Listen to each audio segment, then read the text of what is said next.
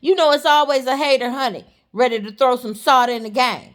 And here she come, trying to throw some salt on Tasha Mack. What's up, fam? It's your girl Q back at Blessed to Be a Blessing, where we are blessed to be a blessing. Thank you so much for tuning back into my channel tonight. I'm just going to go ahead and give you a real quick recap of the game, episode 7, entitled Hard Knock Life. Y'all, this one was pretty, woo, like the ending of it was just like, I really don't even know what to say. But we'll go ahead and dive right in. I won't lie, it was kind of slow initially. Like, I almost dozed off like 15 minutes in, and you know it's only a 30-minute show. But they had some, like a reality show company there called Hard Blocks. And so they were just following the players around, and they were giving like their narrative and commentary in the background, like a real reality show. So basically the Fighting Fury were going through cuts. All right. So it's like 90 of them and only 53 can make it. So it was real stressful, real tense time for them. Malik was coming out with his new shoe, which he designed, and it was inspired by Caleb, which was his friend from college that passed away, who's been following him around. Now, this is the first episode that Caleb did not appear. However, there was a scene where Malik was talking to Caleb. So anyway, so the show's following everybody around. They followed Malik around, like coming to his house, and it was kind of like MTV Cribs. You know how they be like, "Oh, welcome to my house," and he's showing his house around. He's showing his house off, and he's showing like his shoe collection and how he's got all these shoes and like this little shrine, and then he has one spot at the top like lit up, and he's like, "This is for the shoe," which is his shoe. And of course, Tasha Mack got him the shoe deal. Okay, so he's all excited because the shoe is going to be premiering really soon. So they were also there when the company who is made the shoe or whatever, they showed up and they did an unveiling. However, they blurred it out for the show Hard Blocks because the shoe hadn't been opened up to the public yet. So they were just like keeping it like private until it's time to release it. Well, honey, you could tell the shoe wasn't no good because Tasha was like, and Malik, he looked, and like everybody in the room was just like, child. So I was like, Lord, what does this shoe look like? So Malik, he looked at it, he held it in his hand a little bit, and he was like, man, this shoe was fire. So everybody's like, oh, okay, just happy that he was happy. So then they how reality shows do, and they have like the little one-on-one little interviews. So they interviewed with Tasha and was like, so, what do you feel about the shoe? She was like, I think the shoe is special. Like, most shoes, she kind of kept it real simple. And of course, she wasn't going to disrespect her son and embarrass him about his shoe. So, but you could also tell that she didn't like the shoe. And so, moving right along, Malik goes to practice the next day, and he's sporting the shoes like, yeah, he's that man. That's what he's thinking. And honey, the whole team was clowning him. I mean, they was clowning him big time. And so he was feeling kind of embarrassed by it.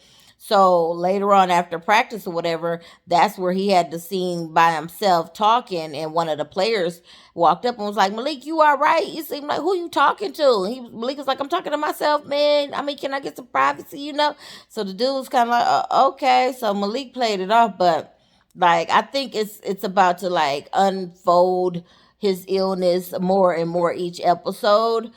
Which is sad. I really hate to see that, but it is a good spin and a good twist in the writing for the reboot to give us some more drama to the show. And so, of course, they wanted to follow Mr. Jamison. So, poor Jamison, he can't win for losing, honey, but he is it as far as the talent and what they need on the Fighting Fury. Sounds like really what any football team would need. So, he and Malik are riding along on the golf cart, and here comes those protesters again, honey, with those signs calling him a rapist. if you know what I mean, and like just throwing stuff and everything. So they end up crashing the golf cart, and it was just a mess. He's like, you could tell he's used to it. He's like, there it is. This they just won't let him live. They won't let the young man live. So Brittany's also trying to soften up his image. So she creates an Instagram page for him. And so he's like, why are you doing that? He's like, I know you and Tasha probably want to do this, but I just don't think it's gonna help to like put attention to myself like that. So she's like, we're gonna soften you up. So she ends up getting like a one-on-one interview, same Brittany style, okay? Trying to fix something and destroy it, which I'm waiting to see if this is going to turn around for the good, okay? Because this situation for today's episode, it was just left bad. So basically, she set it up. She set up the interview, and everything was going good. They're talking to him about his numbers, and how he's a good player, and how he was the first NFL player to get drafted straight out of high school. So everything was looking good, and then boom, the interviewer pulls out his tablet with a video of Jamison and the young lady that he was accused of rapping back then, and who he went to prison for. And so he look, and you can see the emotion. He just got overwhelmed. I thought he was gonna cry for a minute. So the interviewer was like, "Oh, you guys look like you were so in love, and it just seemed so sweet. And this is the girl that you were accused of rapping, and that you spent time in prison for." And so Jameson was just lost for words, and he was just looking at the video, and it was a nice video. They were at prom, and they were like hugged up and all kissing and everything. You could clearly see that they were in love, right? So we already know the story, that he got accused of that, but that's not really what really happened, okay? It was consensual. He just happened to be 19 and she was like 17. So he got emotional, and the interviewer was like, well, by the look on your face, I can tell you still love her, don't you? So Jamison was just like, I just can't do this. So he runs off. So Brittany in the background smiling up a storm, thinking she done did something great, honey. She like, oh yes, because all she's thinking is this is gonna soften his image, let people see something softer about him, that he's really a good guy. And honey, he let her have it. He was like, well, how could you do that to me? Like, why would you do that? She's like, I thought, gave her idea what she thought it was going to do. He was like, but it didn't do that. You embarrassed me. It was terrible. He said, you did exactly what, put it out there, exactly what these people have been taunting me about. You put it right out there. So, he's hurt by it. And she's like looking stupid. And I'm like looking like, here we go again, Brittany. Now, I'm sure it's going to turn around next week. These shows are so predictable nowadays, but it's just like, here we go again. All right. But the real tea for tonight was when Malik's shoe, he finally just admitted to Tasha, look, my shoe, it flopped. I don't want to be a failure. I don't want to look stupid. And so he was all emotional. He was like, he's been really clingy to Tasha in this season, or this new reboot. But he was letting her know, he's basically blaming her for the shoe failing. He's like, if you hadn't have been out trying to recruit Kincaid, this would have never happened. Like, he would not let this thing go about Kincaid. I don't know what it is. Maybe he's just jealous that Tasha is giving her attention to someone other than him.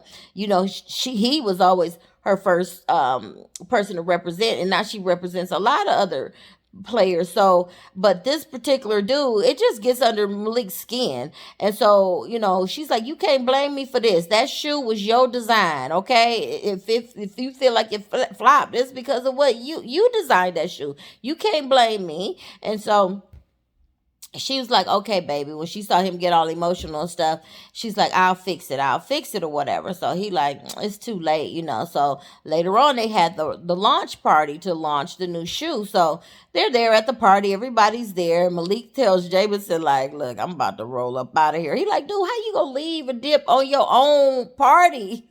But he was just trying to avoid having to face people, not liking the shoe or being embarrassed by it. So sure enough, Tasha Mack, Mama Mack comes through. So she comes out and she's like, hey, everybody, she hypes it up, and she brings Malik on the stage, and she's like, talking about how much she's proud of him and how she loves him and everything. And she unveils the shoe, and everybody's like, Y'all, the shoe, it was all right. I mean, I'm not that type of sneaker fan anyway, but it did have like some little wings on the sides of it. It was weird. It kind of like yellow and purple or blue or something like that. So, and then they like were like silver. The whole shoe was kind of like a silver, and then those wings on the side were kind of like purple and gold or something like that. And so everybody's like standing there like, oh my god. And so here comes B.O.B., the rapper, if you guys remember him. And so Malik starts freaking out. He's like, oh my gosh, that's the rapper who I kind of patterned all my rap style after. Like, oh wow. So he really loves B.O.B. Clearly, Tasha knows that. She comes through like a true mother would. Shout out to Tasha Mack. And so B.O.B. is rocking the shoe, y'all. And he's like, yeah, I'm on my way to go see my sneaky link and my new leak sneaks. And so everybody like, okay, okay. And you know, that's how they do with that kind of stuff. You get a good celebrity to wear your mess or to advertise it or make it look good. Now the crowd is following. So that's exactly what happened. The party blew up. Everybody's like, yeah, you know, they all crunk. Now they celebrating the new sneaker and everything. So B.O.B. does a rap in the shoes, and I think they mentioned something about people getting the shoes or something like that, but I know Tasha said that she had ordered, there was like 100,000 pair ordered and everything, so it was just like really about to blow up. So she saved the day for Malik, so shout out to her for that. You know, she ain't gonna let her baby down.